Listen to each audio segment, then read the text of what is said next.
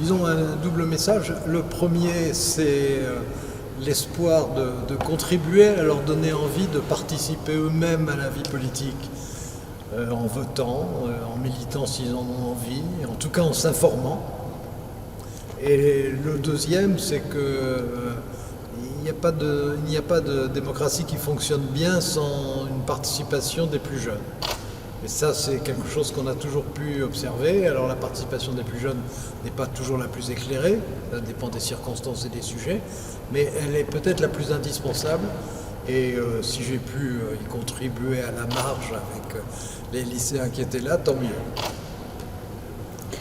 Mais je pense que s'il y a une crise de la démocratie française, c'est justement parce qu'on ne vit pas assez bien ensemble. Et donc la réponse à la question, c'est la question de la réponse. Et qu'on vivra mieux ensemble si on apprend à vivre mieux ensemble. Et que pour apprendre à vivre mieux ensemble, il faut beaucoup de conditions, on le sait bien. Il y a des conditions économiques et sociales pour que le sentiment d'injustice et d'inégalité ne soit pas trop fort dans un pays qui y est particulièrement sensible.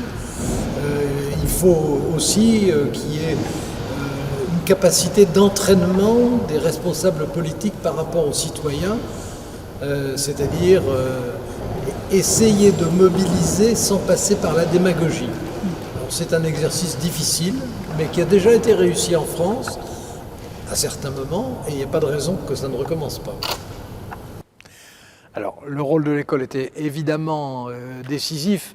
De toute façon, il ne peut pas y avoir de cohabitation viable dans une société si ça ne commence pas par l'apprentissage de l'école.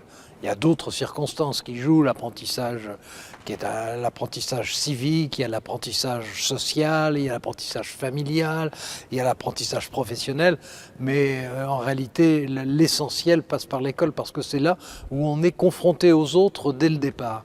Et en France, le problème est qu'on essaye trop de former des individus performants et pas assez des collectivités capables de s'entraider, de partager et de se s'entre-stimuler.